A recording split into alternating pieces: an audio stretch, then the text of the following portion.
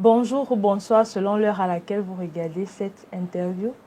Nous avons l'immense plaisir, une fois de plus, de nous retrouver face au président Bandakani, président national du nouveau mouvement populaire et panafricaniste dans l'âme. Sur ce plateau, je ne serai pas seul, mais accompagné d'un co-modérateur, j'ai nommé M. Nguesse Gislin.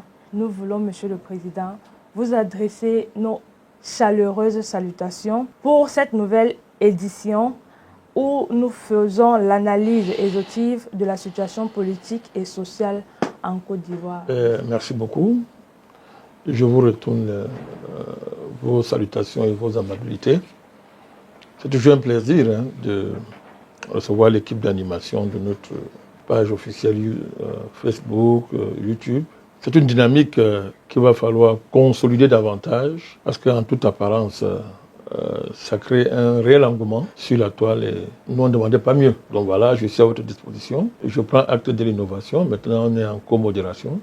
C'est une bonne chose. Merci, Monsieur le Président. Je vous en prie. Étant donné votre immense sollicitation, est-ce qu'il vous tient à cœur de commencer par un sujet d'accueil?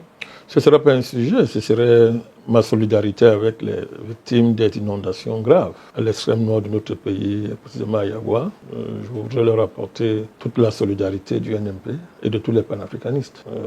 Ce sont des situations extrêmement déplorables parce que ce n'est pas la première fois que le nord du pays ou l'extrême nord du pays, Cameroun, sont frappés par des inondations. Et des mesures doivent être prises pour que de telles catastrophes soient évitées à l'avenir.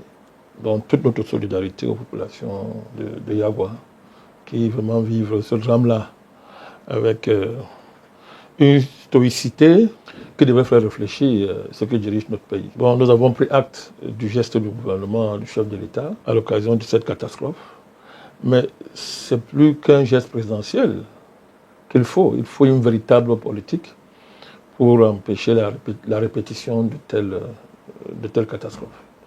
Toute notre solidarité aux populations de Yagua. Donc, sans plus tarder, nous allons entrer dans le vif du sujet. Il y a précisément 13 ans de cela, à partir du 11 avril 2011, le président légal et légitime de la République de Côte d'Ivoire, tel que proclamé par le Conseil constitutionnel, au thème de l'élection présidentielle de octobre à novembre 2010, son Excellence Laurent Gbagbo et son épouse, la première dame Simone Gbagbo, sont arrêtés dans le palais présidentiel d'Abidjan, puis déportés à la Cour pénale internationale de La Haye. Cette arrestation, suivie de la déportation, était l'œuvre des forces nouvelles dirigées par M. Guillaume Soro, chef officiel de la rébellion, qui, après se soit brouillé avec le président Ouattara, affirme que c'est bel et bien lui qui finançait la rébellion depuis ses débuts. Il convient de rappeler que M. Ouattara, après s'être autoproclamé vainqueur de la dite élection, a été imposé et a prêté serment comme président de la Côte d'Ivoire après la déportation du président Laurent Gbagbo. Monsieur le Président Bandakani, vous n'avez eu de cesse d'affirmer que l'arrivée au pouvoir de M. Ouattara, dans les conditions sommairement décrites ci-dessus, était l'abjection suprême. Qu'est-ce qui fonde cette qualification que d'autres affirment de sévère?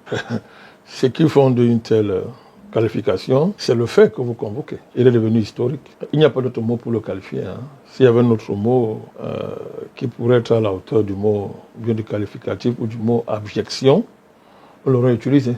Mais il n'y a pas d'autre mot pour qualifier ça. C'est l'abjection vraiment suprême, parce que c'est la négation de tous les principes politiques, de tous les principes constitutionnels, de tout ce qui fonde la politique et le politique. C'est tout ce qui fonde la grande idée de la souveraineté nationale.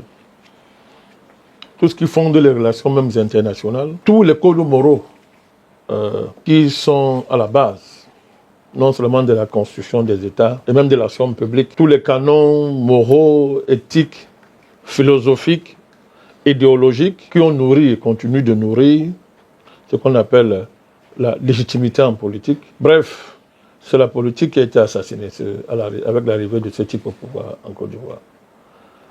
C'est la morale politique qui a été assassinée, complètement détruite.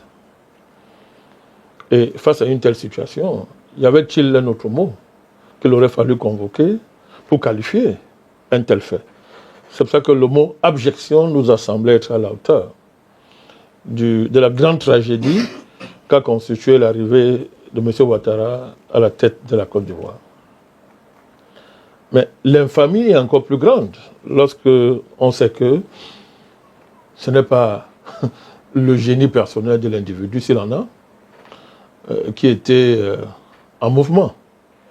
Mais c'est une entreprise crapuleuse, barbare, sauvage, impérialiste, dans la pure tradition de ce que la colonisation, l'esclavage et le néocolonialisme nous ont fourni, nous ont servi depuis des siècles. Et c'est ça qui est au cœur de notre combat contre ce qui est arrivé en Côte d'Ivoire. C'était l'acte inaugural d'un nouveau cycle en Afrique qui avait pour moteur une Afrique sans les Africains. Parce que le premier cycle colonial, si on met de côté l'esclavage, le colon vient directement, il vous transforme en indigène. Il vous arrache tout, il arrache vos terres, vos maisons, vos enfants, vos familles, en fait ce qu'il veut, dans le cadre de la colonisation. Le néocolonialisme, lui, c'est un cycle qui est en réalité la continuité coloniale.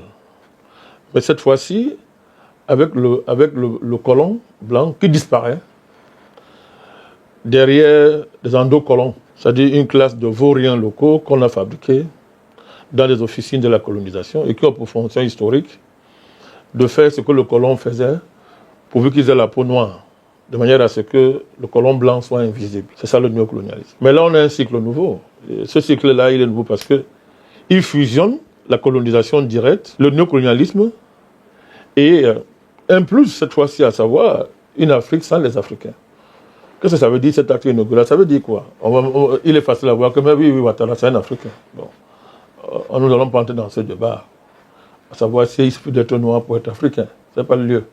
Mais on voit bien que c'est un cache-sexe qui est l'auparavant d'une dynamique extrêmement violente qui consiste en pleine fin du XXe siècle, début XXIe siècle, a fait même pire que la colonisation. Arracher un pays totalement, parachever l'acte d'arracher un pays totalement à ses propriétaires légitimes, s'assurer que ceux-ci vont disparaître à terme, par un ensemble de stratégies parmi lesquelles on peut mettre en exergue un déséquilibre profond de la démographie du pays, en collectant dans les pays voisins des populations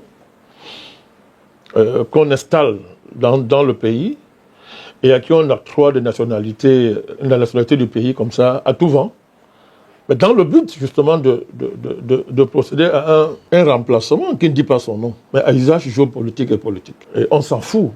Les habitants autochtones du pays n'ont qu'à laisser se suicider, c'est pas le problème. D'ailleurs, la Méditerranée est là pour engloutir le trop-plein, puisqu'on sait aujourd'hui que parmi les candidats à l'immigration par les voies de la Méditerranée, la Côte d'Ivoire est en tête. Et à défaut de ça, ils peuvent devenir des femmes pour les hommes, et les femmes devenir hommes. C'est le phénomène des Woubi en Côte d'Ivoire. La prostitution va servir de refuge pour ceux qui ne se sont pas suicidés. Donc, à terme, je ne voudrais pas parler ici de la question des Bidjans, par exemple. Les Bidjans ont été une espèce de cobaye expérimentale de ce type de politique. Abidjan leur appartient, mais aujourd'hui, c'est un peuple qui est en quasi-voie de disparition. On l'a privé de toutes ses ressources historiques, traditionnelles, et des étrangers, les Occidentaux, la France, et ses alliés, le roi marocain, les Bolloré, etc., M. Ouattara et son épouse, leurs descendants, se sont partagés tout le patrimoine bidjan. Et jusqu'aujourd'hui, tous les régimes qui sont succédés en Côte d'Ivoire, depuis l'avènement du colon français, n'ont pas été en mesure de prendre en charge et de régler la question bidjan. Or, il était évident pour tout visionnaire de comprendre que ce qu'on fait avec les bidjans là, ça va être étendu plus tard à tous les Ivoiriens. Et c'est ce qui est en train de se passer. Aujourd'hui, des agents français, des hommes d'affaires français, des dirigeants français se partagent la Côte d'Ivoire en plein jour. Ils font des réunions où ils se partagent les terres, ils décident de la dévolution d'immenses patrimoines fonciers, des villes, des quartiers, en plein jour, au vu et au su de tout le monde. C'est-à-dire que c'est du jamais vu. Donc, ça s'arrête par la Côte d'Ivoire. Le projet, c'est d'étendre le modèle à toute la sous-région, prélude à toute l'Afrique subsaharienne. C'est le rôle diplomatique, géodiplomatique de M. Ouattara, qui consiste, pour le compte de la France, à assassiner, à déstabiliser tout régime qui n'aurait pas adoubé auparavant. C'est ce qui explique un grand conflit, en grande partie, le conflit qui l'oppose à l'AES, en général, et en particulier au Burkina Faso. Donc, vraiment, cet événement-là, ça rappelle l'esclavage.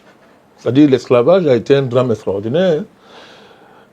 Il y a un processus qui a été mis en place. Ça a commencé par les rapts avec les Portugais, commencé à rapter après des razzias au fur et à mesure. Et un matin, l'esclavage a pris corps.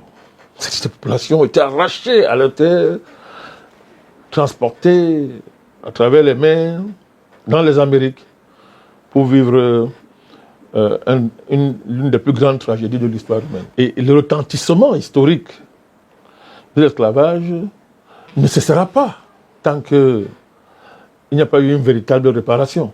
Mais on n'a pas fini que l'acte consistant à placer M. Ouattara au pouvoir dans les conditions que nous avons tous connues est venu, en plus de l'esclavage tel qu'il a été organisé, pratiqué les siècles passés, est venu s'ajouter, s'accumuler pour inaugurer une autre phase de la tragédie africaine qui est inacceptable. Qui est, je dis bien, à tout point de vue, inacceptable. Je ne parle pas du traitement réservé au président Gbagbo et à son épouse Simone. Qu'après on vient de nous dire que non, il est innocent. En fait, tout ce dont on l'accusait était faux. Je peux revenir sur ce qui s'est passé avec tous ces morts, assassinés, brûlés, tous les crimes contre l'humanité les plus odieux perpétrés par la rébellion ivoirienne. Vous avez cité un nom là à qui vous voulez attribuer la responsabilité de la rébellion. J'espère qu'on va pas enseigner ça à nos enfants parce que c'est faux. La rébellion est organisée par la France, par les militaires français, par l'armée française, et les paravents, comme celui que vous avez cité là, n'ont pas joué un autre rôle que celui de paravent. Le paravent en chef, c'était M. Ouattara. Ses vassaux locaux, ses agents, que vous avez cités là, n'étaient que de prolongement de ce rôle-là que la France a attribué, dans la pure tradition coloniale, à des nègres de service. Donc, vraiment, c'est une tragédie. C'est un acte inaugural, historique. C'est-à-dire, ce régime n'en est comparable à aucun autre régime en Afrique depuis les années 60. On ne peut pas comparer ce qui s'est passé en Côte d'Ivoire avec un autre fait politique. On ne peut pas comparer. C'est pour ça qu'il est spécial. Le régime de Ouattara et l'arrivée de ce régime au pouvoir est particulier. On ne peut pas le mélanger avec les autres. Il n'est même pas comparable à un autre régime. Je vous dis, il n'est pas comparable. Nous qui avons un peu de mémoire, si vous voulez, on peut s'exercer à convoquer des accessions dramatiques et tragiques au pouvoir dans l'histoire de l'Afrique.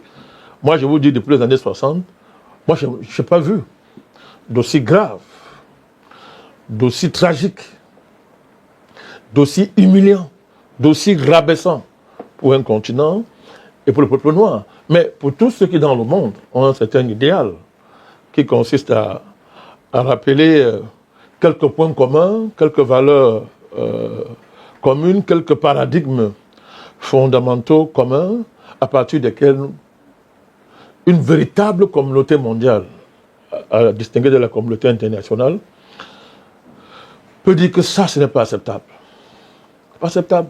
Je voulais dire que ça sur le plan politique, sur le plan économique, sur le plan constitutionnel, sur le plan social, sur le plan sociétal, à tout point de vue traditionnel, historique, ce n'est pas acceptable ce que ça a fait.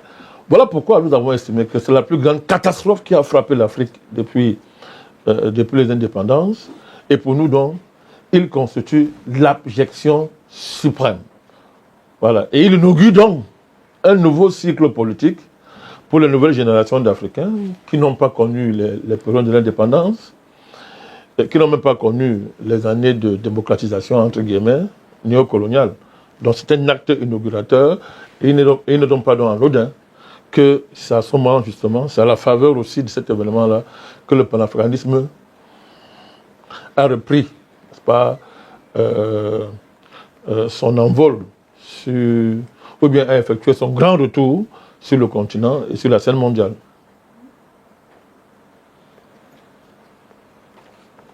Monsieur le Président, je vais vous paraphraser sur quelques de vos propos que vous avez tenus. Vous avez dit que la Méditerranée accueille le trop-plein d'Ivoiriens qui ne supportent pas la situation difficile qui s'est suivie en Côte d'Ivoire après la prise de pouvoir de M. Ouattara. Et vous avez suivi en disant que ce qui s'est passé était humiliant au point de ne pas être acceptable, même sur le plan économique. Ceci nous renvoie à notre question suivante. Selon le rapport de 2023 de la Banque mondiale, indiquant que la République de Côte d'Ivoire possède un PIB estimé à 70,4 millions de dollars et qu'elle est classée 9e parmi les pays africains, parmi les économies africaines et 2e dans la CEDEAO. Des chiffres qui indiquaient une bonne santé économique du pays. Selon le FMI, ce n'est pas la même chose. Pourtant, selon le FMI, la dette extérieure de la République de Côte d'Ivoire était estimée à 58,1% par rapport au PIB, ce qui équivaut à 40,69 milliards de dollars. Un chiffre qui a été confirmé par le ministre de l'économie, du plan et du développement de Côte d'Ivoire, M. Nialé Kaba. Par ailleurs, selon l'agence européenne Frontex, près de 14 millions, autant pour moi, 14 000 Ivoiriens figurent parmi les exilés clandestins ayant débarqué sur l'île de Lampedusa, en Italie, si je prononce bien le nom, pour le seul mois de septembre 2023. Ce qui classe la Côte d'Ivoire 2e pays derrière la Guinée dans la sous-région CEDEAO. Monsieur le Président, nous voulons savoir, nous sommes là en présence d'objectifs, d'un paradoxe et nous voulons comprendre pourquoi les fils de Côte d'Ivoire décident, au péril de leur vie, de quitter ce supposé paradis économique que le génie du FMI que nous connaissons tous, le président Ouattara, a réalisé en Côte d'Ivoire. Ben moi, je ne procéderai pas à l'absurde. Hein. Moi, je vais renverser votre démarche. À supposer qu'il n'y ait pas d'exilés, qu'il n'y ait même pas de dette, et que l'économie soit même la meilleure au monde. Devrait-on soutenir une telle démarche? Devrait-on soutenir un tel fait historique? Parce que ce régime-là, en plus d'être une abjection politique, est en même temps une abjection économique. Et pour se justifier et se blanchir, il a tendance à convoquer une soi-disant expertise économique de son président en faisant référence à son passage au FMI. Il serait donc le meilleur économiste africain, avec pour seule référence directeur adjoint du FMI. Il faut donc fabriquer une croissance la plus extraordinaire possible. Il faut lui donner des performances les plus absolues afin de justifier l'injustifiable. Moi, je joue leur jeu. Si donc tout ça a été vrai, on était en face de la meilleure performance économique africaine sur le plan économique, si on était en face du vrai paradis sur Terre, peut-on donc fonder un paradis sur un tel fait? Quel est ce paradis qui, de manière fondamentale, se constitue sur la base de l'abjection la plus absolue?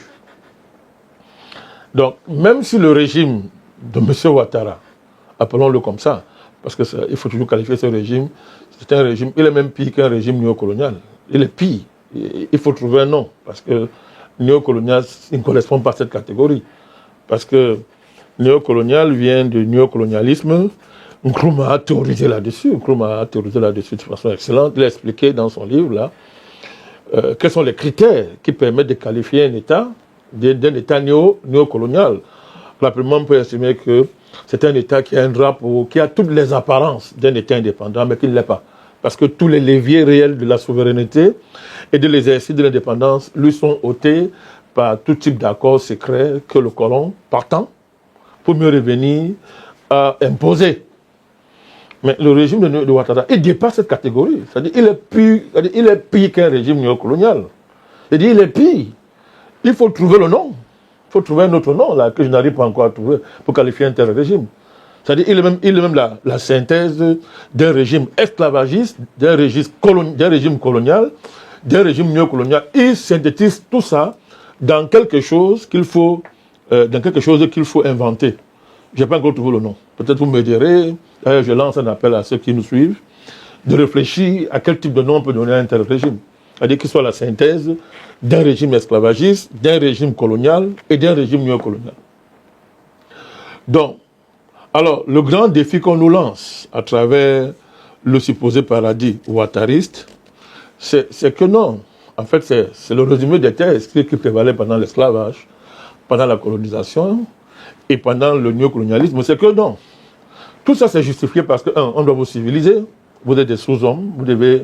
Pour que vous accédez à l'humanité, il faut que vous procédez par une espèce de rite de rédemption qui passe par une souffrance. Et la souffrance esclavagiste ne peut pas justifier qu'on ne reconnaisse pas les bienfaits de l'esclavage, puisque vous passez de statut d'animal à homme. Donc, la médiation esclavagiste permet d'être homme. Bon, pour cela, donc, la souffrance esclavagiste est une bonne chose. Il faut la supporter avec joie. Parce que le but, il y a une terre promise, c'est que vous allez devenir des humains.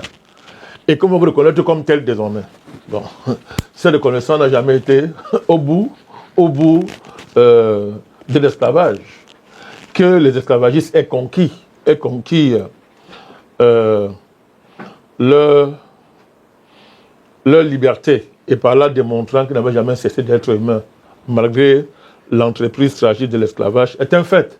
Mais les esclavagistes, malgré tous les combats contre l'esclavage, malgré le fait que les esclaves n'ont jamais capitulé quant à leur humanité, mais n'ont pas cessé de l'être dans le cadre du colonialisme, qu'un excellent universitaire comme notre ami Hamza Boukari qualifie, parlant de la colonisation, d'esclavage à domicile. Donc, vous voyez que les esclavagistes ont seulement changé de mode. L'esclavage continue, malgré tous les combats, malgré la grande geste des esclavagisés, démontrant qu'ils n'ont jamais cessé d'être des êtres humains, et que c'est l'esclavagiste qui, lui, n'est pas un être humain. À la suite de la colonisation, on débouche sur le néocolonialisme.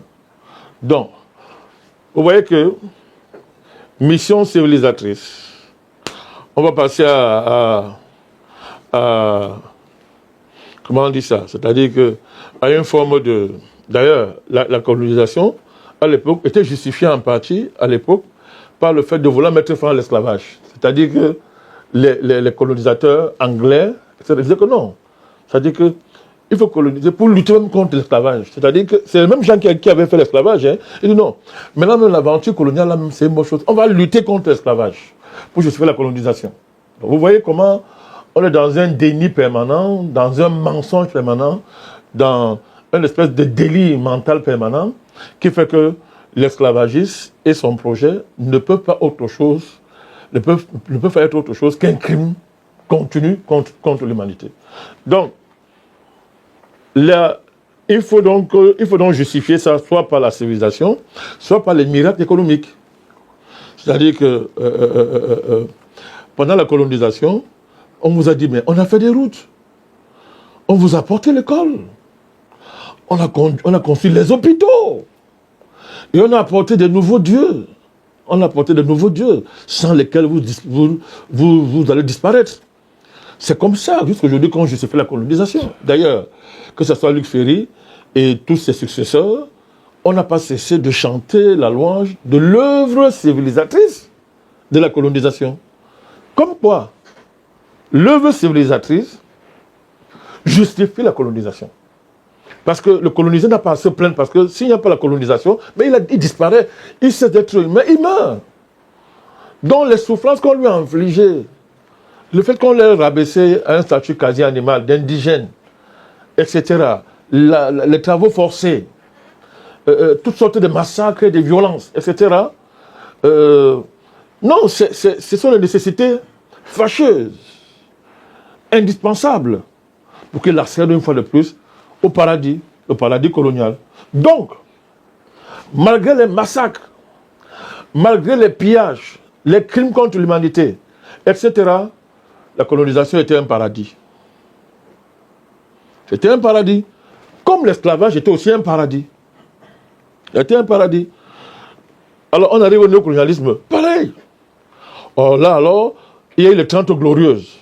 C'est-à-dire qu'après la guerre, les deux grandes guerres, même le plus dernier économiste du monde entier, c'est qu'après deux grandes guerres, il est normal qu'il y ait de la croissance.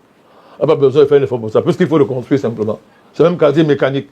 Alors, les 30 glorieuses ont conduit le monde dans une euphorie économique qui a duré 30 ans, 35 ans, 30 ans, 35 ans. Mais il y a eu des miracles partout. Il y avait le miracle partout. Et tous ces miracles économiques, soi-disant, justifiés par l'État-providence, justifiés par des croissances à 2 chiffres ici et là, etc., justifiés par le fait que ici et là, des États sont sortis de brousse avec toutes les infrastructures correspondantes. Ici et là, il y a eu des infrastructures qui ont été construites, des équipements publics ont été, des grands projets d'équipements publics ont été lancés partout dans les pays, des classes moyennes ont émergé, etc., des fonctions publiques ici et là, secteur privé. Oh, c'était du miracle. Et vous rappelez-vous à l'époque, on vous parlait d'un certain miracle ivoirien. Quand on enseignait dans les écoles, hein, on étudiait le modèle ivoirien de croissance à 2 chiffres. On appelait ça le miracle ivoirien. Donc, le néocolonialisme en Côte d'Ivoire était un miracle. C'était un paradis économique. Puis il y avait le miracle, au fait. Donc, il n'y avait pas à se plaindre que non, l'Assemblée nationale, le palais appartiennent à la France et qu'on le sort aux Ivoiriens. Il ne fallait pas se plaindre que toute l'économie ivoirienne était dans les mains des étrangers. Non. C'était un paradis. Il y avait un miracle. Vous êtes donc surpris qu'on vous ressorte le miracle ivoirien. Ce monsieur Ouattara, lui, il a mis une croissance à 3 chiffres. Lui c'est grave, hein. Il dépasse tous ceux qui l'ont précédé. Parce que lui, il construit les ponts partout. Là où il n'y a pas l'eau, il fait le pont. Même devant les maisons, il fait un pont. Partout, il crée des routes. Partout, il crée des routes. Et du coup, mais c'est un miracle. C'est un nouveau miracle ivoirien. Vous voyez qu'il y a une généalogie, un lexique historique qui permet de voir que il n'y a pas de... C'est pas spontané tout ça. C'est une continuité historique qui signifie la même chose, le même projet. L'Afrique sans les Africains. Vous n'êtes pas des êtres humains. Même au XXIe siècle, vous n'êtes pas des êtres humains. Malgré toute l'hypocrisie de la diplomatie mondiale et des relations internationales, vous n'êtes pas des humains. Voilà encore une preuve. Donc, ce que vous me montrez là, vous dites que bon, premier en termes d'exilés, prenez le cas de Lampedusa, la chiffromania de la Banque mondiale, bien du FMI, des bêtises comme ça. Moi, le FMI et la Banque mondiale ne sont pas des références quand on parle d'économie. Donc, il y a d'abord, entre nous, ONMP, et tous ces gens-là, un divorce violent.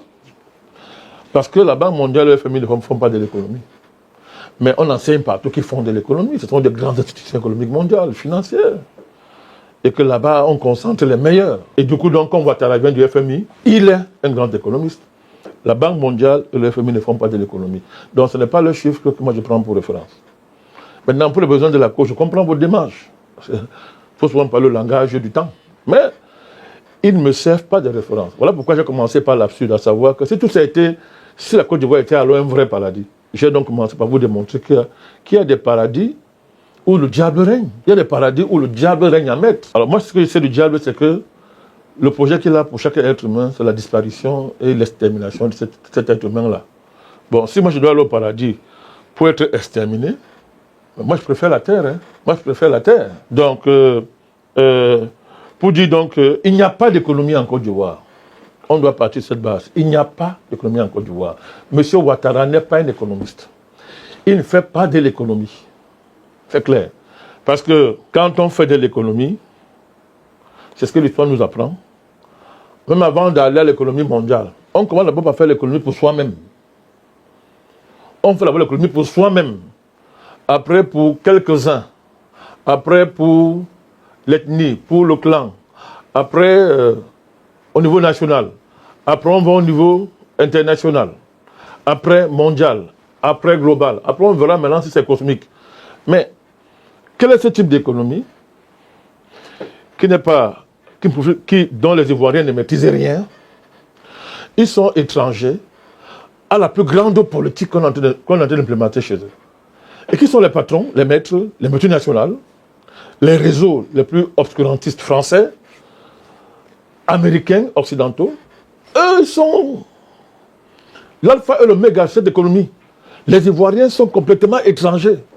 Bon, évidemment, ils marchent sur des beaux ponts, disait-il, sur des belles autoroutes, disait-il.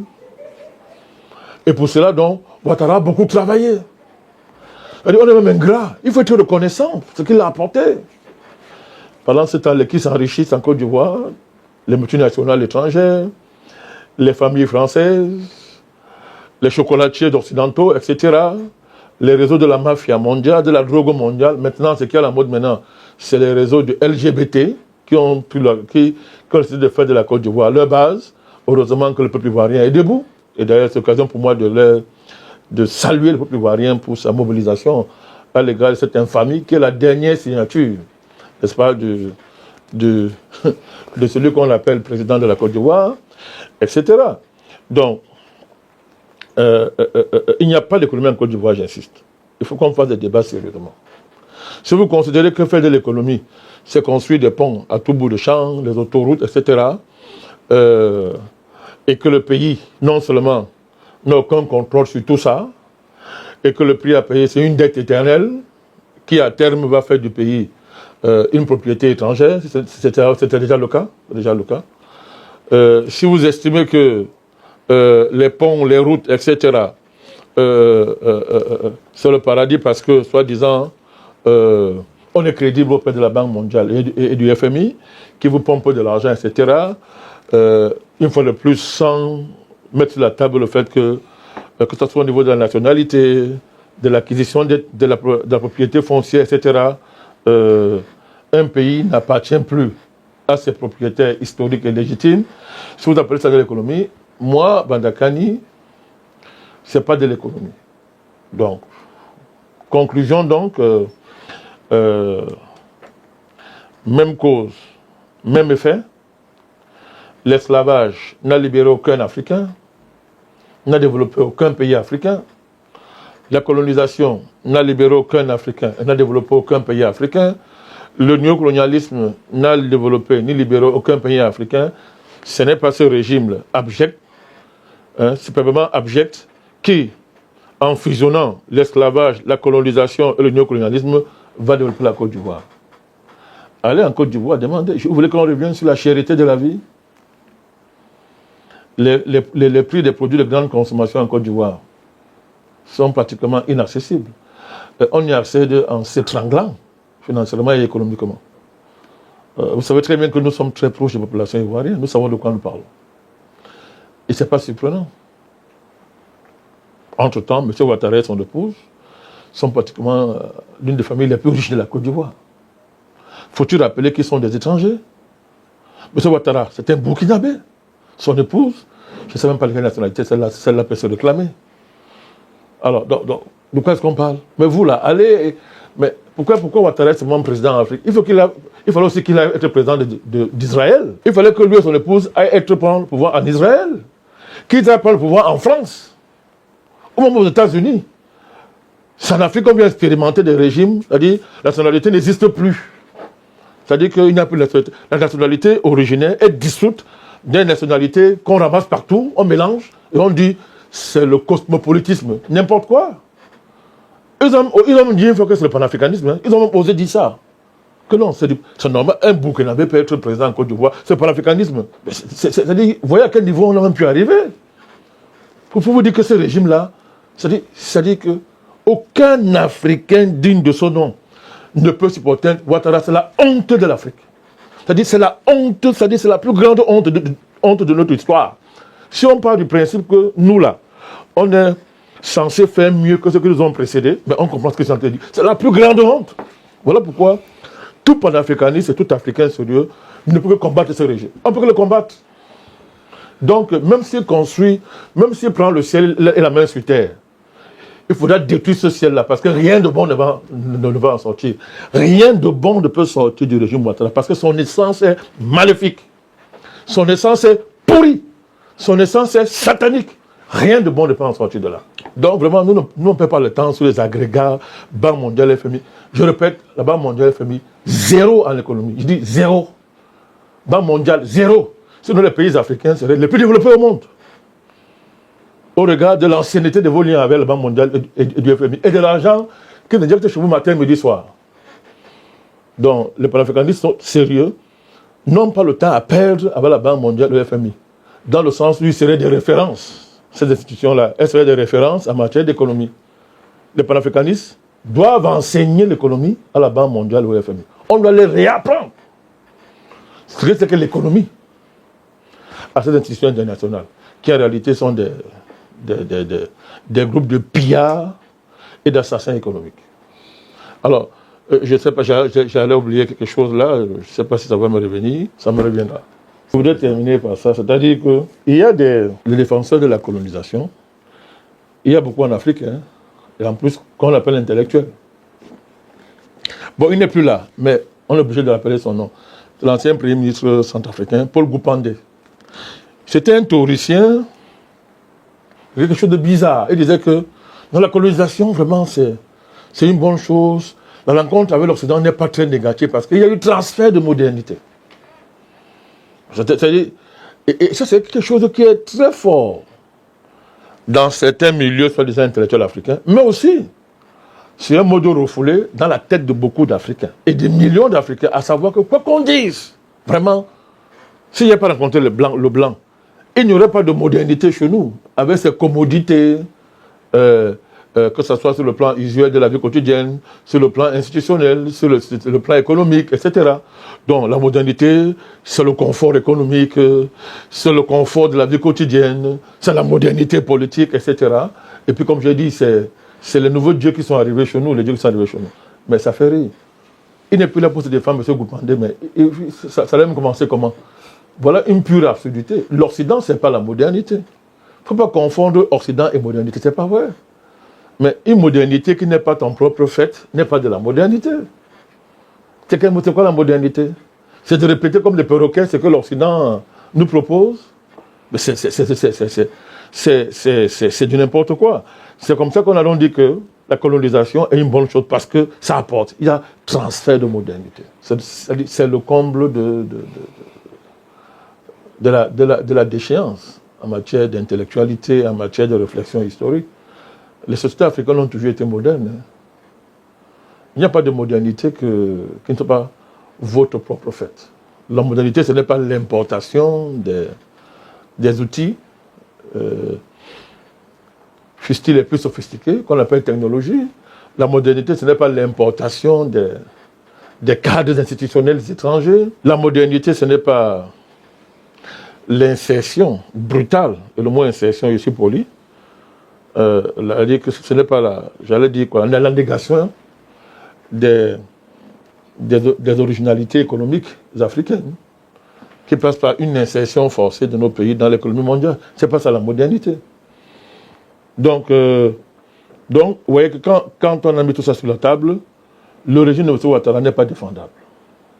Il n'est pas défendable et l'honnêteté, la morale et la spiritualité demandent de le rejeter, de le dénoncer et de lui résister par tous les moyens possibles. Monsieur le Président Bandakani. Je vous en prie. À vous écouter, Monsieur le Président Bandakani, évidemment, vous rejetez et vous dénoncez et vous résistez d'ailleurs à ce régime du Président Ouattara que vous décrivez en insistant comme étant l'abjection absolue. À cet effet, nous constatons avec précision que vous décrivez ce régime essentiellement par un superlatif péjoratif. Pour vous, ce régime, il n'y a pas pire. On n'a pas fait pire en termes de régime politique. Monsieur le Président Bandakani, vous aurez souvenance, et nos téléspectateurs, nos auditeurs, tous ceux qui nous regarderont évidemment avec vous, que lors d'une audience qui lui avait été accordée à l'Élysée, je parle ici du président Alassane Dramane Ouattara, au sortir de l'audience en question, il venait de rencontrer évidemment le président Macron, qui est qualifié par certaines écoles de pensée économique comme étant le Mozart de la finance. Quand il sort de l'audience sur le perron de l'Élysée, il invite des journalistes et il se prononce sur la question du franc CFA. Et il affirme de manière péremptoire que le franc CFA était une excellente monnaie, une très bonne monnaie. Et à la faveur de ça, certaines personnes ont commencé à le dénommer comme étant le Mozart de l'économie. Mais il me souvient, Monsieur le Président, qu'en le 21 décembre 2019, le même président Ouattara, toujours en présence du Mozart de la finance, c'est-à-dire les deux Mozarts sont rencontrés, et il a annoncé clairement qu'il mettait fin au franc CFA et il a annoncé la création de l'ECO. Nous sommes en 2024, Monsieur le Président Bandakani, et manifestement, l'ECO n'a pas encore été rendu manifeste. Pour l'instant, en Côte d'Ivoire, les billets qui ont valeur légale sont les billets du CFA.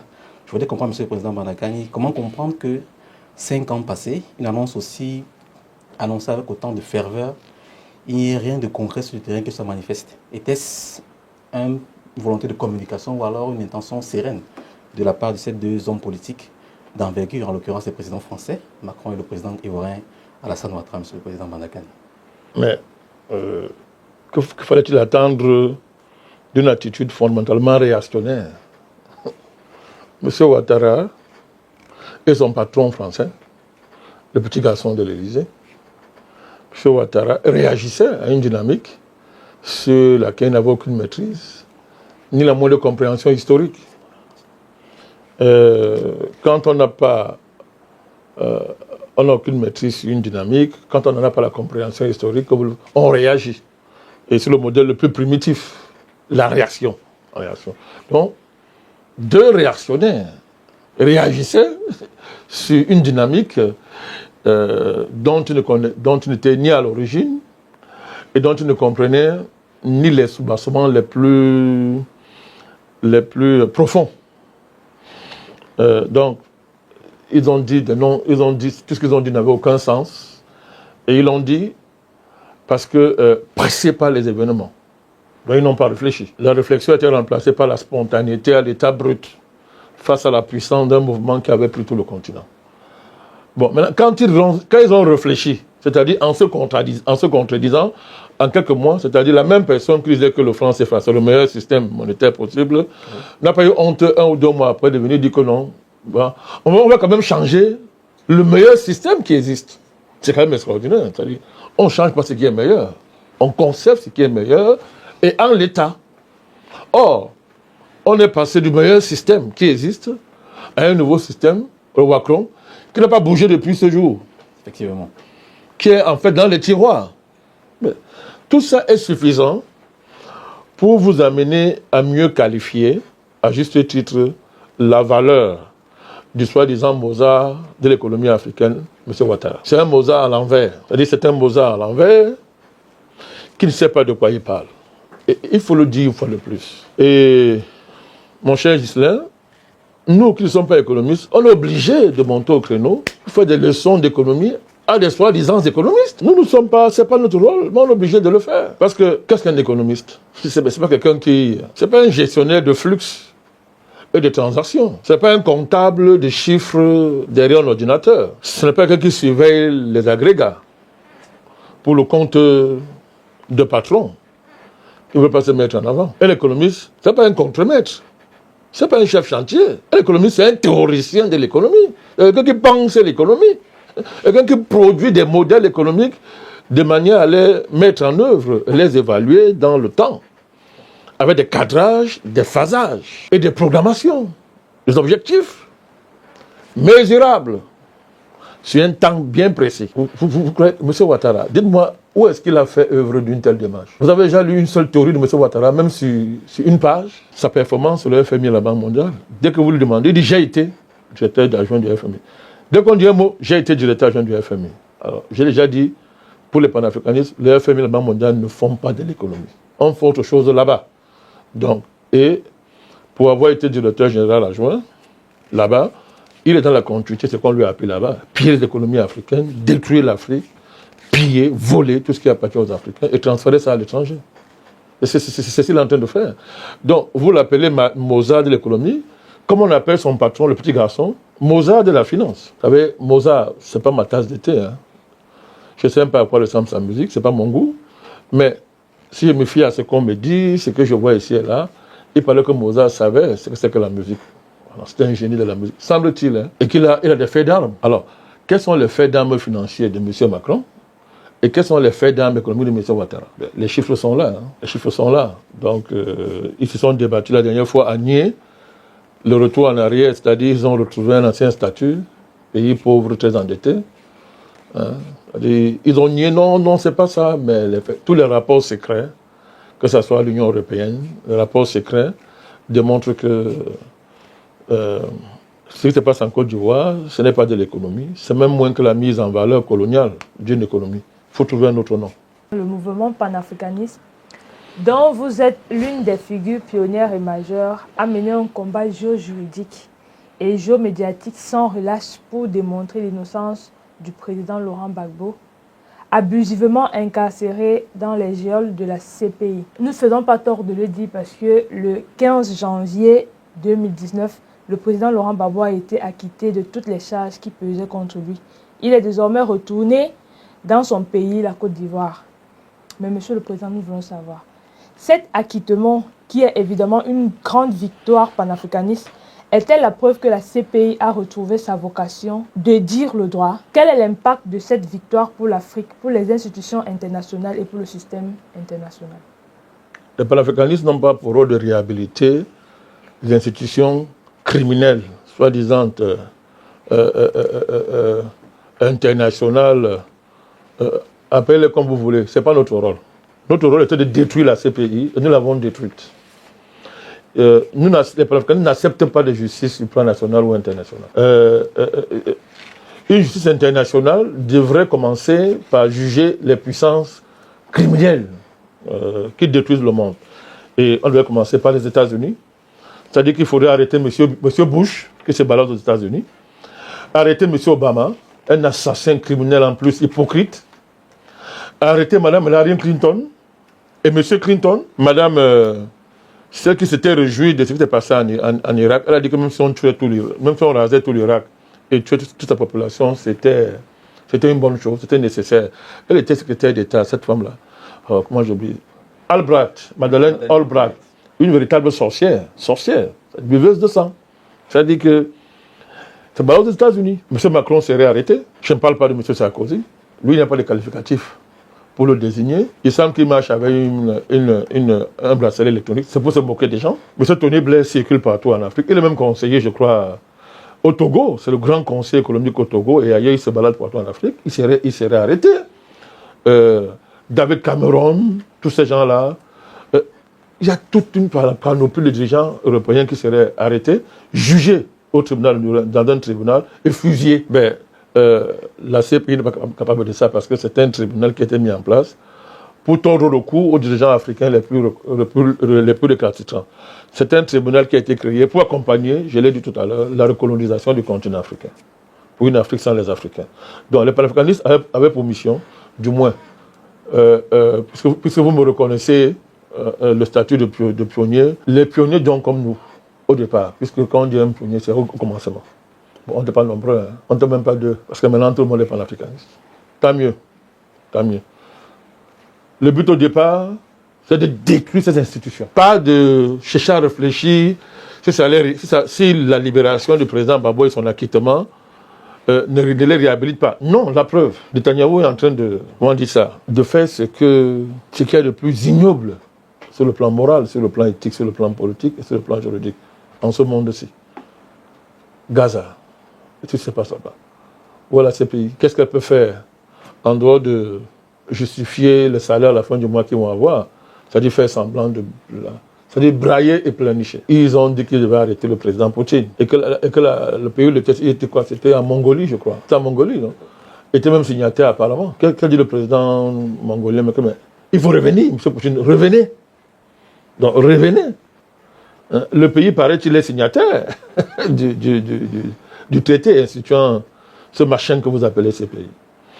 Donc, loin de crédibiliser la CPI, l'acquittement du président Gbagbo a plutôt démontré sa vraie nature et le fait que cette structure, juridiction soi-disant internationale, qui est en fait l'émanation d'un ordre ésotérique mondial bien connu, n'a pas de place dans ce monde-ci. Donc, pour nous, quand nous avons commencé cette affaire-là, on ne s'est pas posé une telle question. Hein. Nous, on ne s'est pas posé une telle question. Nous sommes dans la radicalité panafricaniste. C'est-à-dire qu'il faut bien distinguer de radicalisme. Hein. Non, nous sommes dans la radicalité panafricaniste. La justice internationale n'a de sens que si elle est au-dessus des puissants et qu'elle n'est pas un prolongement, un bras juridique des puissants, qu'on ne juge jamais, alors qu'elle commet les crimes les plus graves contre l'humanité au quotidien. Donc, quand on parle de justice internationale, il faut d'abord qu'on même maîtriser déjà l'idée de justice, l'idée du droit. Le droit, c'est pas, Madame Charlotte, ce n'est pas un formalisme. Le droit n'est pas un étalage de textes écrits ou de codification ou de compilation, de traités, de conventions qui seraient nées de telle ou telle situation conjoncturelle, de tel ou tel conflit, et que donc à la faveur d'une codification serait appelé droit international, ou bien serait appelé justice. Non, la justice, c'est plus grand que ça. C'est plus grand que ça. Le droit, c'est pas la justice. Hein. Le droit, c'est pas la justice. Il faut que les gens confondent les choses. Le droit, c'est un effort de société, c'est un effort des humains dans un cadre historique précis qui permet de formaliser un cadre juridictionnel qui permet que les conflits soient réglés, des contentieux soient réglés. Mais le droit cet effort n'a jamais anéanti la puissance des lobbies financiers, la puissance des classes sociales, la puissance de ceux qui maîtrisent les procédures, qui maîtrisent les circuits secrets de la justice, qui par leur entre-gens peuvent faire capoter l'autorité du magistrat le plus conscient. Or, quand vous regardez la société occidentale, quand vous regardez le cadre international aujourd'hui, par quelle magie peut-on faire émerger un soi-disant tribunal international? Et il faudra comment pour résister aux puissants, aux forces de l'argent? Il faudra comment pour résister aux maîtres des procédures? Vous n'avez pas vu le théâtre qu'il y a eu à la CPI? C'est pour ça que les panafricanistes doivent être très fiers, les vrais. Ce qui a été fait pour le compte du président Gbagbo en vue de sa libération et qui a débouché sur son acquittement est une des plus grandes victoires que le peuple noir et les panafricanistes aient obtenu depuis des siècles. Et son retentissement n'a même pas encore... les Africains n'ont même pas encore pris toute la mesure du retentissement de cette victoire que nous avons obtenue sur la CPI.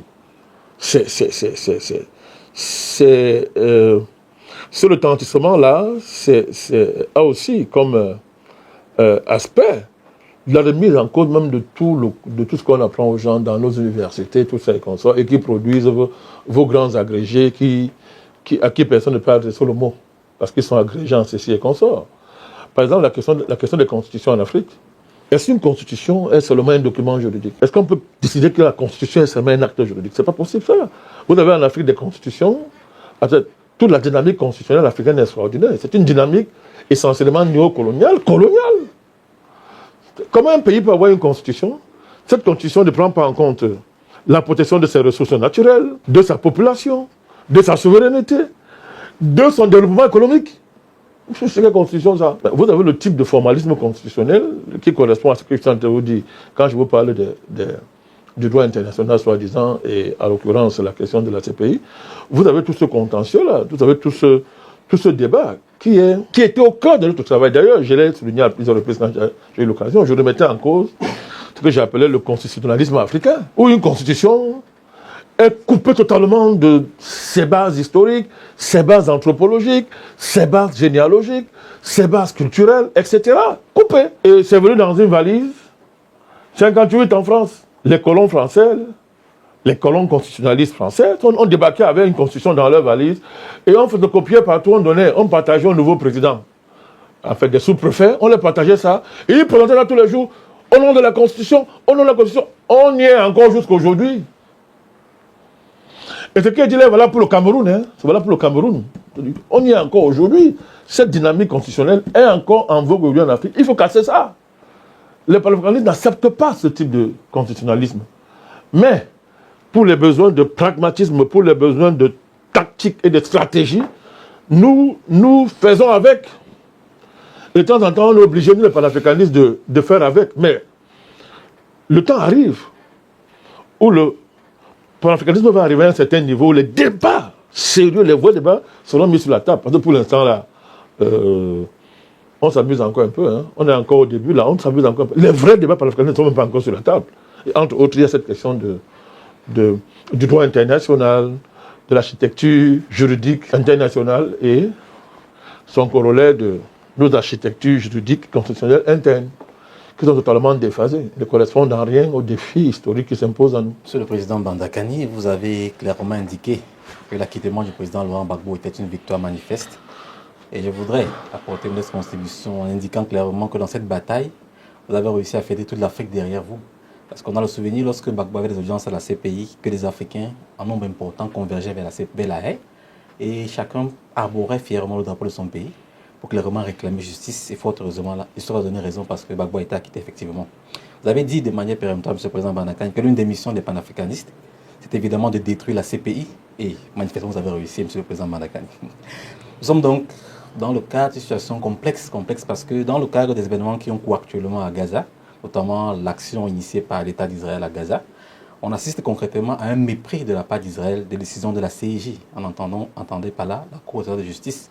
On a donc une situation où la CPI est complètement détruite par les panafricanistes que vous êtes et d'autres entités, et une CIJ qui de plus en plus peine à se faire entendre, à se faire comprendre et à rendre exécutoire cette décision qu'elle prend. Est-ce à dire, M. le président Bandakani, que l'idéal d'un droit international est une chimère?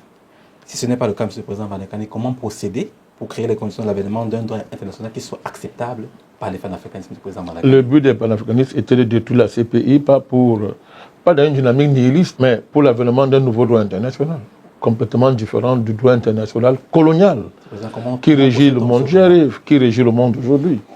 Ce que vous appelez droit international, j'ai démontré que le droit n'était pas la justice. J'ai convoqué le divorce entre le formalisme juridique international et les conditions concrètes qui prévalent dans le monde. Le droit international, le monde est une jungle, c'est une sauvagerie où les puissants, si ce n'était la main divine, mangeraient totalement les faibles qui existent. Donc c'est pas ça du droit. Et deuxièmement, vouloir concilier, soi-disant, des états de droit qui seraient l'apanage de l'Occident, où la justice serait indépendante, tout le brouhaha qu'on fait là, matin, midi, soir, et un droit international, lui, qui serait la parfaite sauvagerie, et qui est l'œuvre, justement, de l'Occident, de ses puissances. Vous ne voyez pas qu'il y a une contradiction majeure? Vous ne voyez pas qu'on est devant une escroquerie? Où le droit est le droit partout, il n'est pas le droit. Un monstre biface, ben c'est un monstre, hein? C'est un monstre. Donc, pour revenir à votre question de manière fondamentale, les panafricanistes contestent, remettent en cause et vont démanteler le droit international. D'ailleurs, là aussi, on est presque arrivé. Hein. Là aussi, les panafricanistes sont presque arrivés. À la suite, il y a une conjonction de circonstances géopolitiques au niveau du monde qui indique que le droit international, là, il va mourir bientôt. Il va être dépassé. Les panafricanistes ont pris toute leur part là-dedans. C'est un chantier qui a commencé depuis la chute du mur de Berlin, avec l'implication de la Chine, la montée de la Chine, qui a posé sur la table la question de la réécriture des thèmes du droit international, soit au niveau commercial, soit au niveau des services, au niveau monétaire. Hein, au niveau monétaire, vous voyez que le renminbi, ou bien le yuan, est devenu une devise. ça n'était pas fait comme ça du jour au lendemain. Il a fallu des négociations au niveau du cadre de l'OMC, etc. Donc, vous voyez qu'il y a un ensemble d'évolutions où le droit international est en train d'être réécrit à l'insu des Africains. Les panafricanistes sont venus, on a tapé du poing sur la table, et le combat pour la libération du président Gbagbo, c'était ça qui était au cœur. Aujourd'hui, on est dans un monde multipolaire.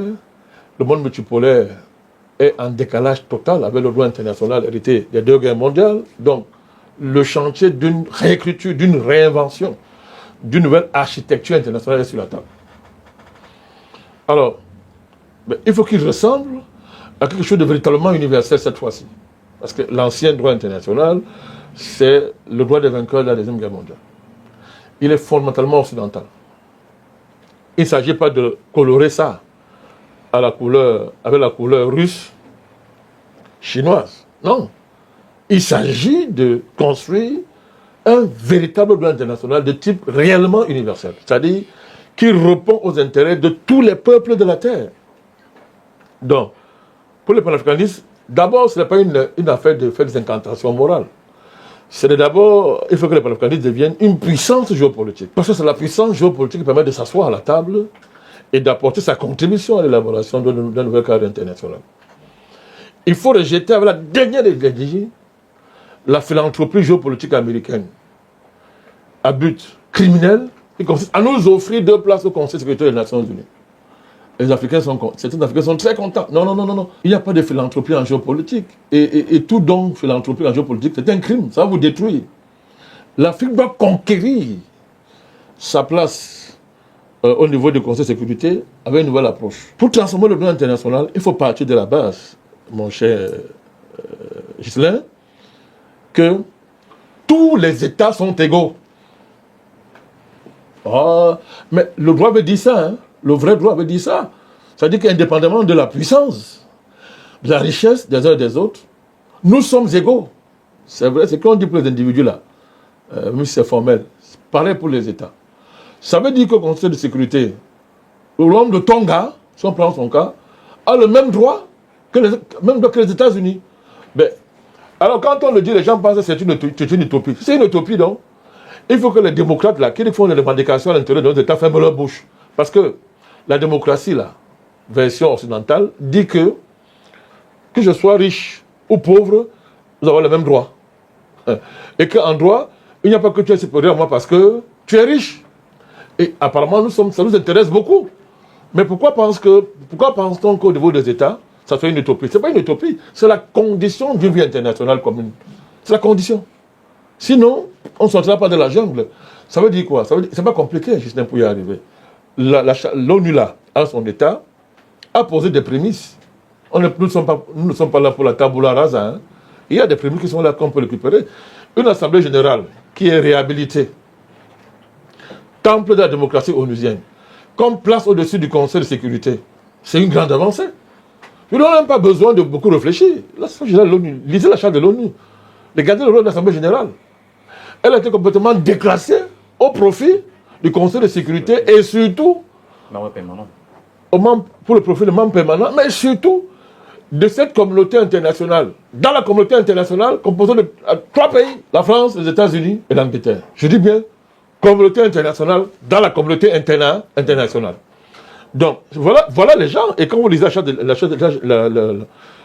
Nations Unies, vous voyez très bien la spécificité américaine au cœur de cette charte-là. Vous voyez un ensemble de prérogatives qui sont données à ces 3 puissances. C'est sur quelle base? Sur la seule base que, on a gagné la Deuxième Guerre mondiale.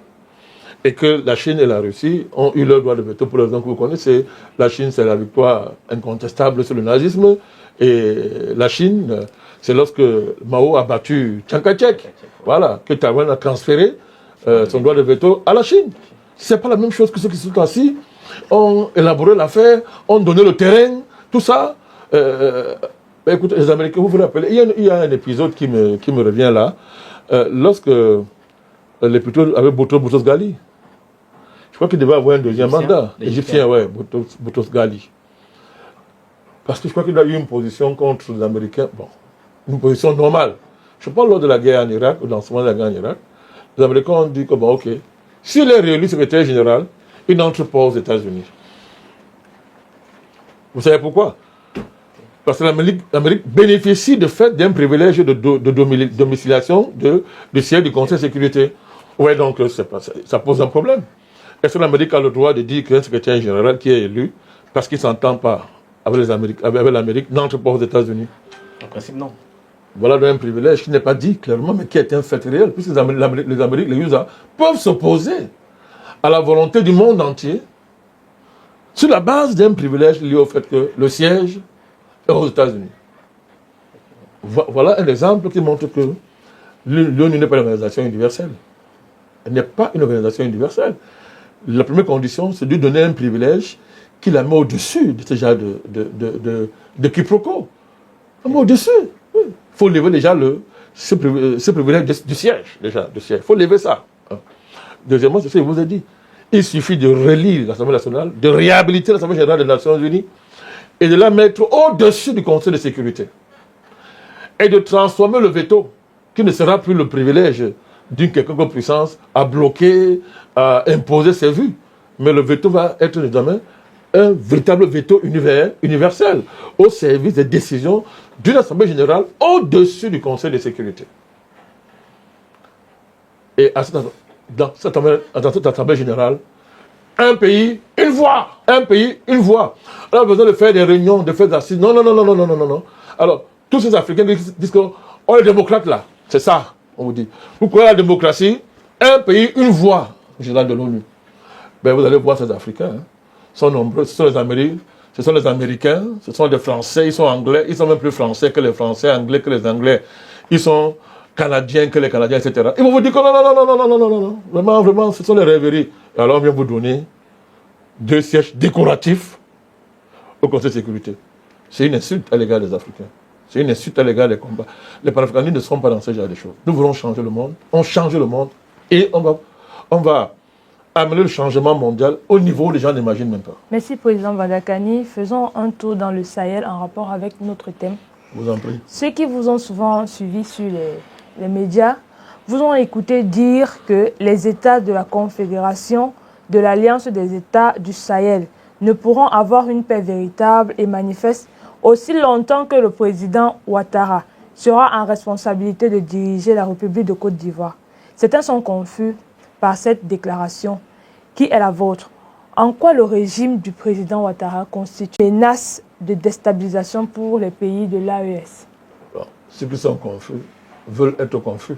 On ne peut rien faire pour une personne lui-même qui est content d'être confus par son propre fait. Monsieur le Président, parfois c'était sont confus sincèrement, Monsieur le Président. Tant pis s'ils sont sincères dans leur confusion. Il faut qu'ils corrigent leur sincérité. Parce qu'une sincérité aveuglante est dangereuse. Parce que les faits sont clairs, Madame Charlotte.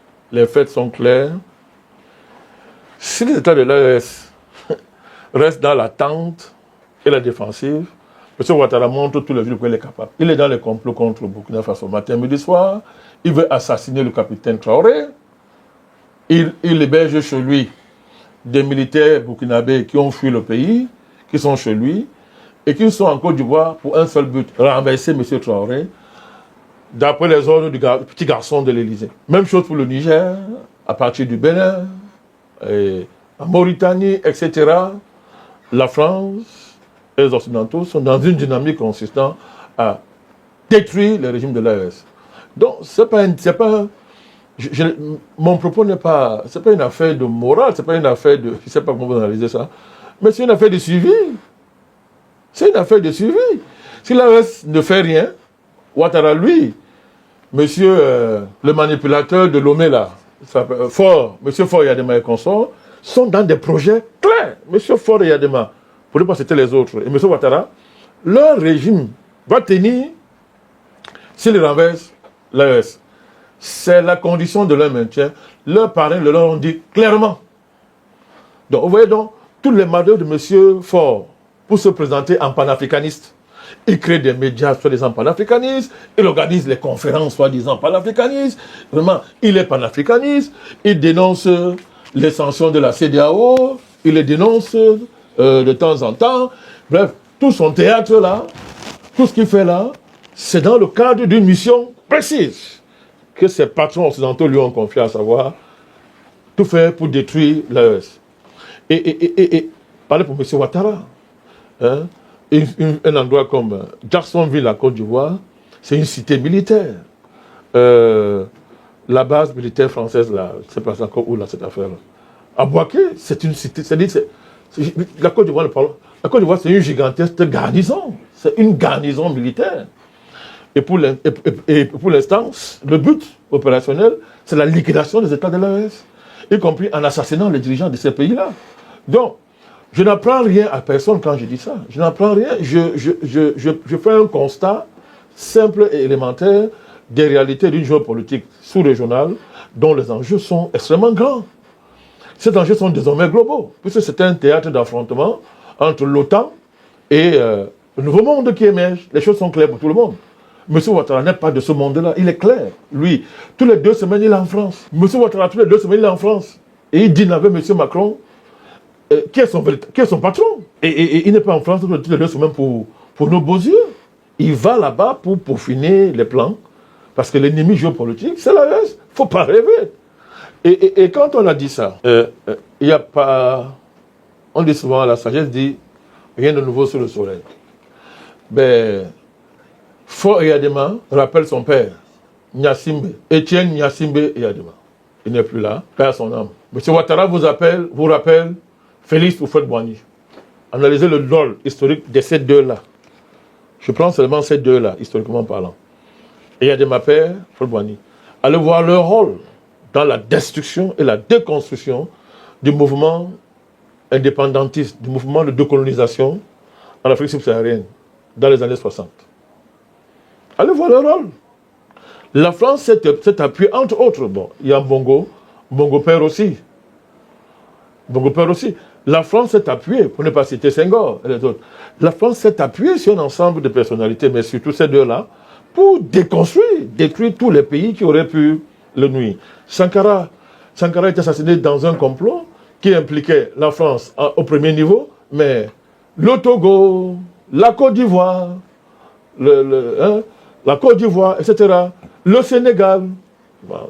Senghor a été un acteur majeur. Alors lui encore, lui a ajouté une certaine classe, soi-disant intellectuelle, avec ses poètes, avec ses poèmes, etc., pour endormir les gens.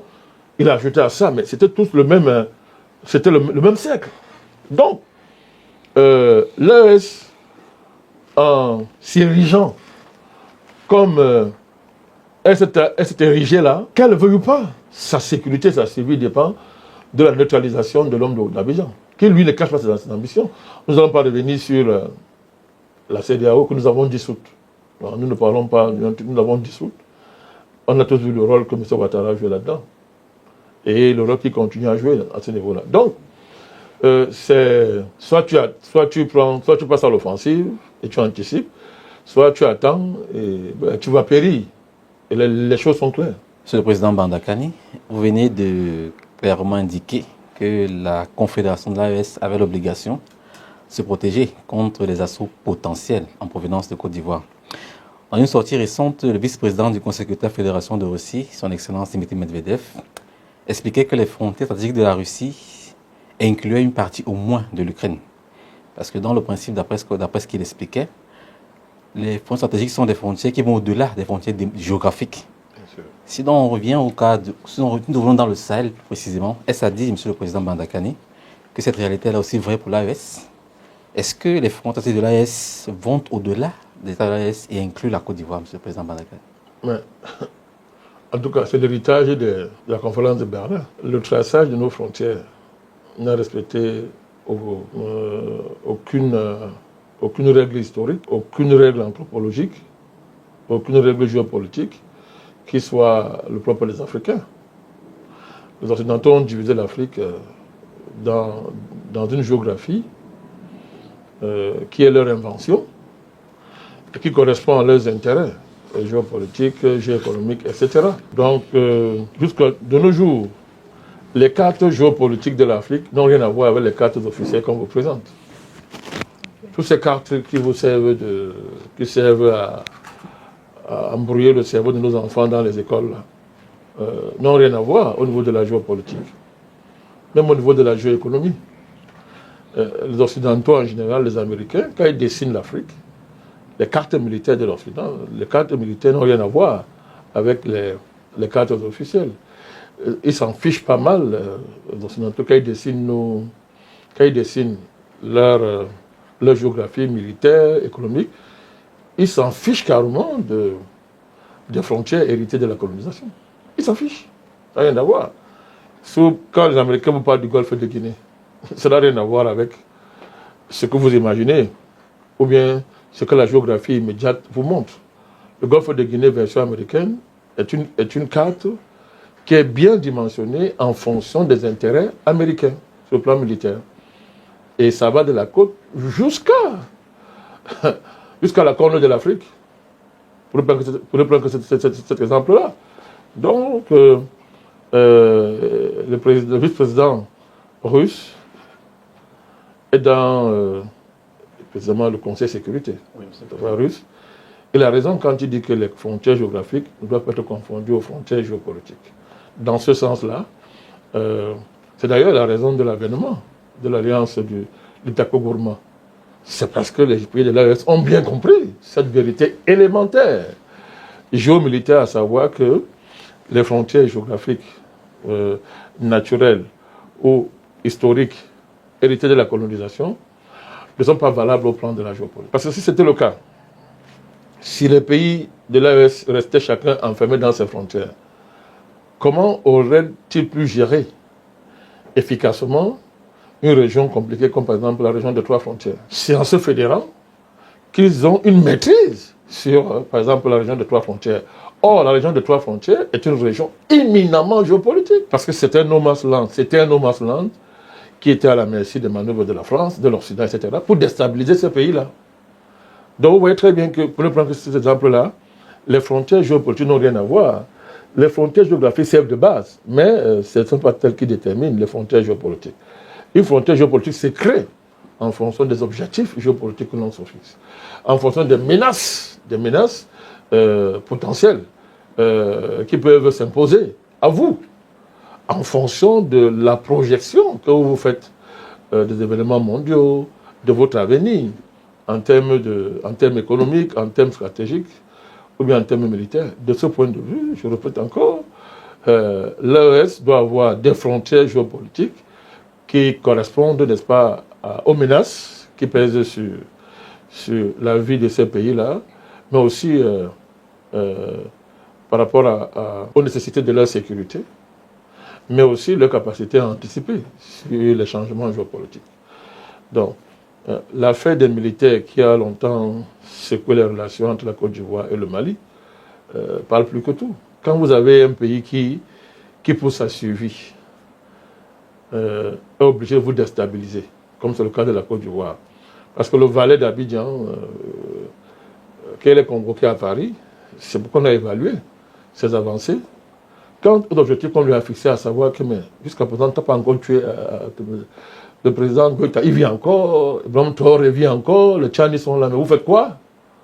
On leur rappelle que votre suivi dépend de ça. Mais quand ils rentrent, ils sont obligés de repartir à l'assaut. Donc, il est très important que cette notion de frontière géopolitique soit bien comprise par les Africains. Parce que je pense qu'au niveau des États, ils ont compris. C'est pour ça qu'ils ont lancé l'alliance. Et cette alliance-là est une réponse solide. C'est une réponse solide aux rêveries et aux manœuvres criminelles du petit sous-préfet d'Abidjan. Merci, Président Badakani. Nous ne pouvons terminer cet entretien sans s'attarder sur le volet social qui a fait une actualité en Côte d'Ivoire récemment. Dans une vidéo récente sur cette même chaîne, vous avez déclaré que la guerre du XXIe siècle sera une guerre des valeurs. Et tout récemment, en Côte d'Ivoire, nous assistons à un mouvement populaire parfois brutal de dénonciation des pratiques LGBT. Quelle est votre lecture par rapport à cette situation sociale? Vous voulez condamner les populations qui se battent pour la préservation de l'humanité et de l'espèce humaine? C'est aucunement mon intention. Oui, vous voulez qu'on dénonce une action de salut de l'humanité? Les populations de la Côte d'Ivoire sont dans leur rôle historique. C'est une mission anthropologique, c'est une mission elle est même ontologique. Il est question ici de l'existence même de l'espèce humaine, dans ce qu'elle a de fondamental. Ce qui nous distingue des animaux, ce qui fait de nous des humains. Et je pense que c'est la ligne rouge. Et là, les Ivoiriens ont montré qu'ils ne sont pas finis, qu'on ne les a pas enterrés. Et que ceux qui dansent et qui jubilent sur l'effacement historique de ce peuple-là ont déjà perdu. Je parle des puissances occidentales et leur valet, ce régime-là, qui ont célébré ou bien qui célèbrent la mort des Ivoiriens et la fin historique du peuple ivoirien. Donc, à ce propos, on voit là, c'est une action au-delà des LGBT, au-delà de la dénonciation des Woubi et des LGBT. On a là un reflet des capacités de résistance du peuple ivoirien. On a là un reflet de sa résilience historique. Et par rapport à ça, on a là la preuve que les Ivoiriens n'ont pas encore dit leur dernier mot et qu'ils vont récupérer leur pays. Moi, c'est pour ça que je vois ça. On est là dans une phase, dans une manifestation du patriotisme ivoirien qui a reçu des coups très forts, des coups très violents de la part des ennemis de la Côte d'Ivoire, à savoir l'impérialisme français, l'impérialisme français au service de l'impérialisme global, multinational financier, dont l'argent par excellence est M. Ouattara. Le peuple Côte d'Ivoire veut démontrer qu'ils n'ont pas dit leur dernier mot. Et que ceux qui ont dansé très tôt. Et c'est l'occasion pour nous de rappeler que pour les panafricanistes, ce n'est pas négociable.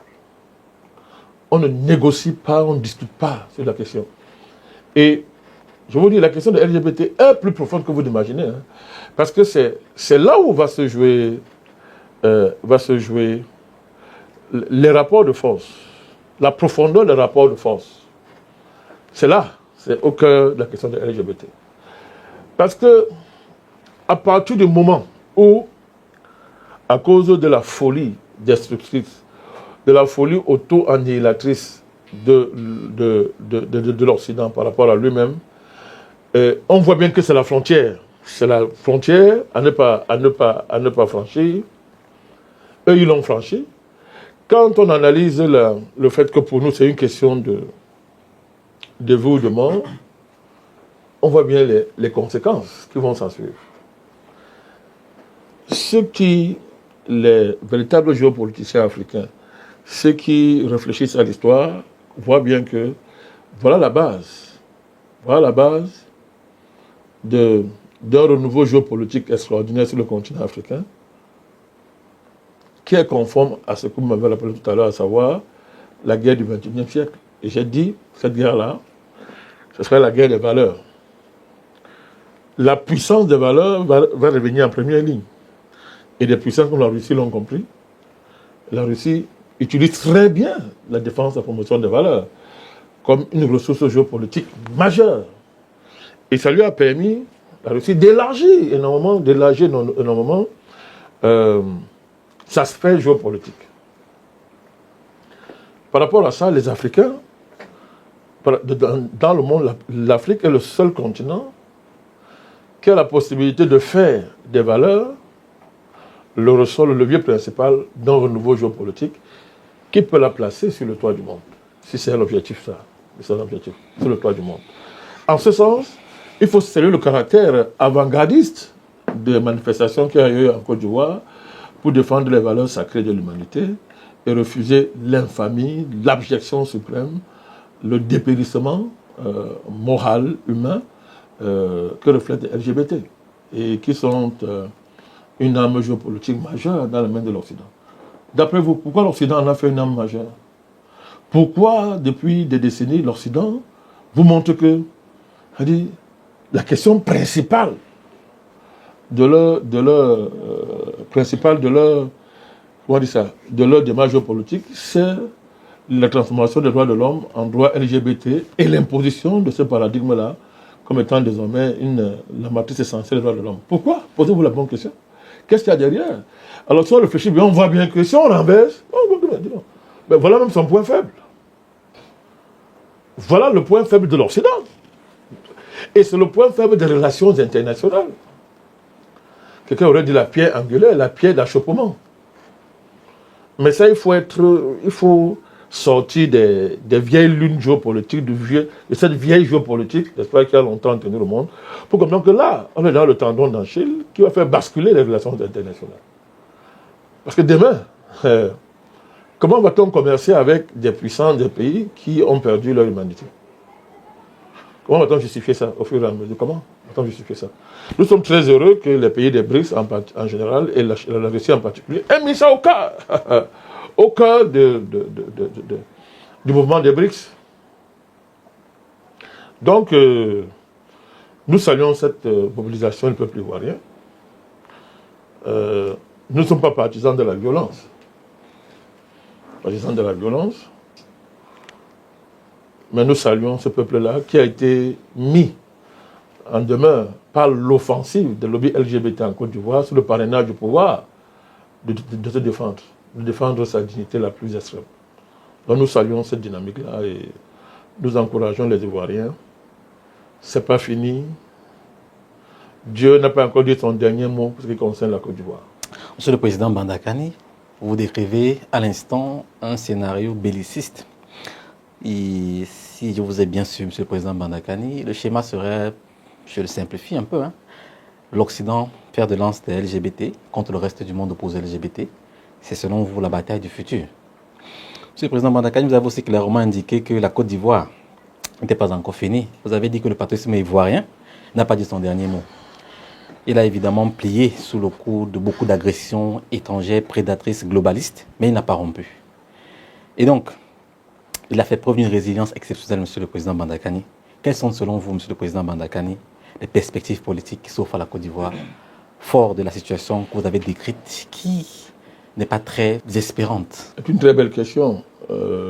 Les perspectives politiques en Côte d'Ivoire, d'un point de vue classique, sont frappées du sceau du pessimisme. Parce que d'après les apparences, je dis bien d'après les apparences, le sous-préfet d'Abidjan a les manettes de la violence organisée pour imposer sa volonté au peuple ivoirien et à ses adversaires politiques. Quand je parle du sous-préfet d'Abidjan, je parle aussi de ses patrons, français, américains, etc. Les préfets alors?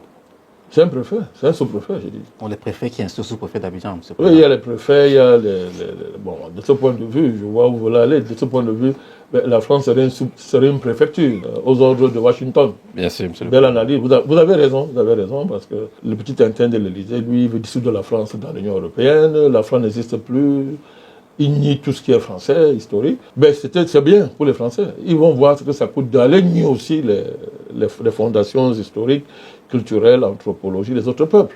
C'est ça la colonisation. Donc, vous avez raison de rappeler ça. Il faut rappeler que la France est une colonie de Washington. C'est bien de rappeler ça. Et que Macron lui-même, c'est un préfet. Donc, il dirige le sous-préfet de Côte d'Ivoire dans le cadre de la géographie globale du capital et de la finance. C'est très bien dit. Parce qu'il y a une géographie globale de la finance et du capital dans lequel Macron n'est qu'un préfet. C'est un préfet, et il y a un centre financier, et il y a une périphérie, et il y a un milieu. C'est organisé comme ça. Le centre, ce sont les marchés financiers. Vous n'avez qu'à suivre les discours en France, comment tout le monde a peur des marchés financiers. Les marchés financiers, on se couche devant les marchés financiers. Les marchés financiers crachent, vomissent, défectent, et tout le monde se couche. On mange même ça, à la limite. Oh, les marchés. Donc cette peur des marchés doit interroger non seulement les peuples européens, mais toute l'humanité entière. Mais c'est quoi les marchés? Ce sont des dieux, c'est quoi cette histoire? Mais c'est la sorcellerie. C'est quoi ce truc? Non, il ne faut pas parler. On ne touche pas les marchés, c'est sacré. Oh non, les marchés ne sont pas sacrés, c'est de la vulgarité la plus extrême. Mais évidemment, dans le système global organisé, effectivement, Macron, c'est un préfet, Ouattara, c'est un sous-préfet. un chef de quartier. Donc, il a les moyens de la violence organisée en Côte d'Ivoire et il s'appuie dessus pour essayer d'imposer sa volonté. Il a tout donné à Macron, tout. Je ne sais pas si vous connaissez. C'est-à-dire, il a tout donné, tout. Il est prêt à tout. Au point où il n'a même plus rien à offrir. Il a, je dis bien, tout. Ce qu'il y a de visible ou d'invisible, imaginez tout. D'ailleurs, Macron était venu fêter son anniversaire là-bas en Côte d'Ivoire. Oui. On se demande dans quelles conditions ça a eu lieu. Ils ont fêté ça comment? Il a même fait le matin, il fait le jour. Monsieur le Président, ce que nous avons vu, c'était une fête en soirée, Monsieur le Président. Oui, tout, on imagine. Donc, tout, quand on connaît les habitudes de M. Macron, quand on connaît son niveau de dépravation, etc., on peut imaginer que bon, M. Ouattara a tout donné. Il n'a même plus rien à donner. C'est parce que je vous invite à moins de spéculation, Monsieur le Président. Je donne des faits, je ne spécule pas. Mais que j'ai l'anniversaire enfin avec un monsieur qui va enseigner aux enfants de 4 ans dans les salles de classe, la sodomie, tous les petits là. On fait quelle fête avec un type comme ça? Moi, je pose la question. Hein. Bon. Quelqu'un d'anormal, bon, on fait l'anniversaire avec quelqu'un qui est complètement déréglé. Ils savent ce qu'ils ont fait là-bas. Mais je ne sais plus ce que Ouattara peut donner, qu'il n'a pas encore donné. Donc, il donne tellement de gages que, bon, toute sa bataille maintenant, c'est de s'assurer qu'il est l'adoubement de l'OTAN, dont de Paris, pour son 4e mandat. Voilà sa bataille. Et je pense qu'au regard de ce qui se passe, il a pratiquement obtenu, parce que c'est le schéma même qui plaît le plus aux Occidentaux. Les Occidentaux aiment des schémas nationaux où les forces nationales sont émiettées, extrêmement affaiblies, c'est que les conditions d'une auto-neutralisation des forces politiques en interne, et du coup, ils n'ont pas trop de soucis, ils arbitrent, et le plus fort à l'interne, devant eux, devient un pion, parmi d'autres pions qu'on peut manipuler et manipuler. Donc, la configuration ivoirienne est telle que Macron et l'Occident, ils ont beaucoup de choix. C'est-à-dire qu'il y a beaucoup de prétendants à la place de Ouattara. Et il y a beaucoup de candidats à la sous-préfecture. Donc du coup, le parrain occidental, lui, il a le choix. C'est-à-dire qu'il se vante même. C'est-à-dire qu'il a le choix. Tellement les sous-préfets sont tellement des valets. C'est-à-dire ils ont dépassé la valetaille au point où c'est même le préfet qui modère. Il dit que bon, pour l'instant, je veux que vendez à ce niveau. Il n'est pas encore temps de vendre au niveau-ci.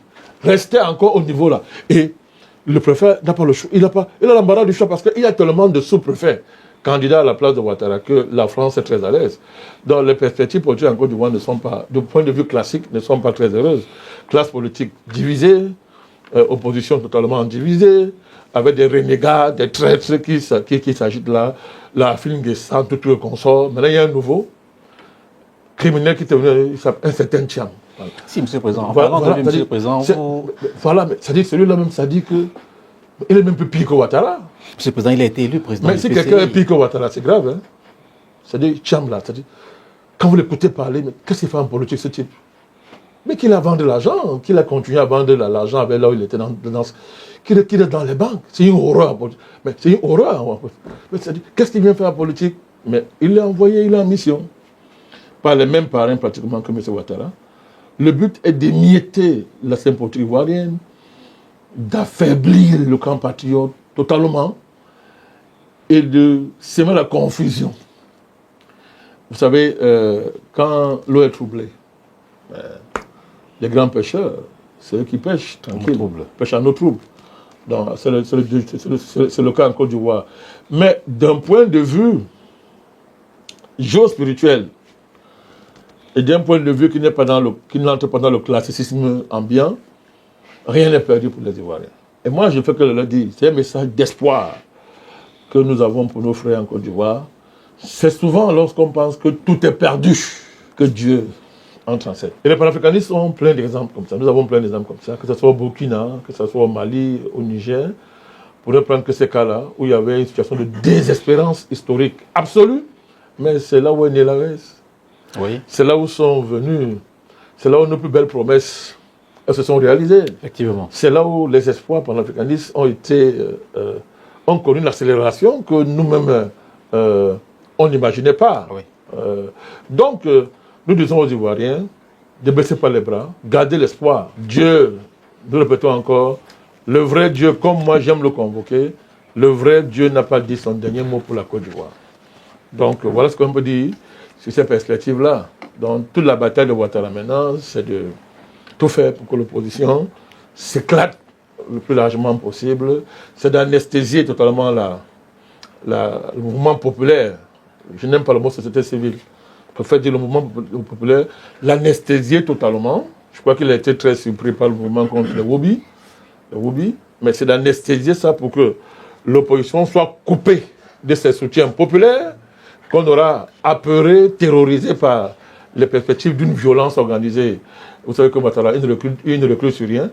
Je ne parle pas de l'aspect mystico-magique. Vous ne connaissez pas le degré de pourrissement magique que le régime Ouattara a atteint. C'est un régime qui est totalement plongé dans les pratiques magiques, avec pour objectif de complètement anesthésier les populations ivoiriennes. Il est à fond dans ça. Tous les témoins qui connaissent comment il fonctionne vous le disent. Hein. C'est très obscurantiste là.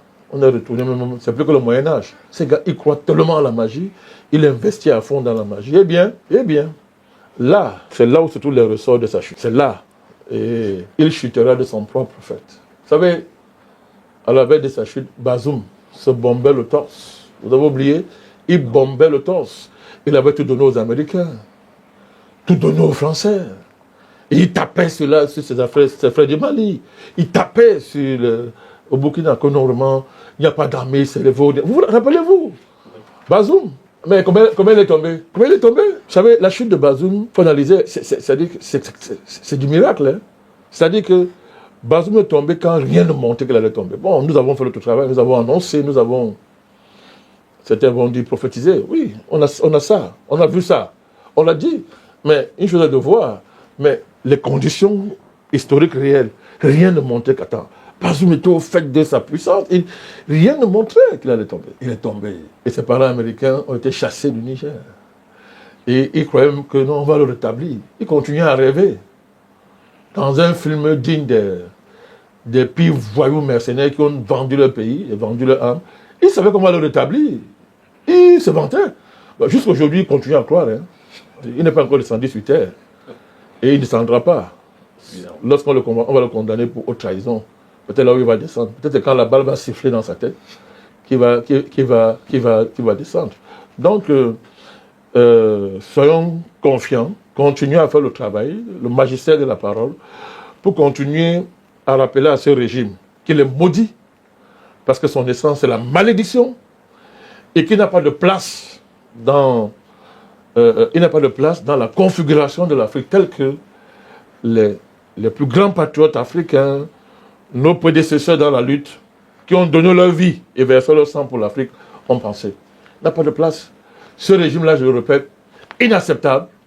Un tel régime en Afrique, c'est une honte pour toute l'Afrique. Voilà pourquoi nous n'allons pas cesser, nous les panafricanistes, de dénoncer ce régime et d'annoncer sa chute. M. Ouattara va envoyer ses chiens de garde pour dire qu'il faut qu'il parle du Cameroun. Il faut qu'il parle du Cameroun. J'ai déjà donné autant d'arguments possibles par rapport à ça, mais je vais ajouter quelque chose, un autre argument de sagesse simple. Hein. À ceux qui vont venir jouer les Ouattaristes de pacotier, là, moi je pose une question.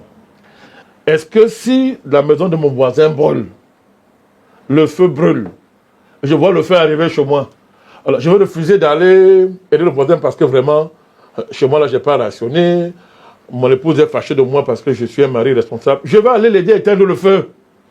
Parce que si je n'éteins pas le feu, ma maison va brûler. Et ça sera pire que les problèmes que j'ai voulu, qui m'auraient empêché de faire ce que la solidarité élémentaire, ce que l'humanité élémentaire exige. Pour protéger le Cameroun, protéger les pays africains, nous devons nous occuper de la Côte d'Ivoire. Et qu'ils fassent pareil pour le Cameroun, je les encourage dans ça. Merci, Président Bandakani. Au thème de cette interview, nous retenons, rien n'est fini pour la Côte d'Ivoire. Rien. Le patriotisme ivoirien n'a pas dit son dernier mot. Le vrai Dieu non plus. Et nous vous connaissons pour la pertinence et la puissance de vos propos. Nous sommes très heureux d'avoir eu le privilège de ce moment pour lequel vous avez disposé de votre temps pour le bien de ceux qui vous suivent. Merci à nos internautes qui restent fidèles. Et merci à vous, Président Bandakani. Moi qui vous remercie. Et bonne fin de soirée à vous. Je vous en prie.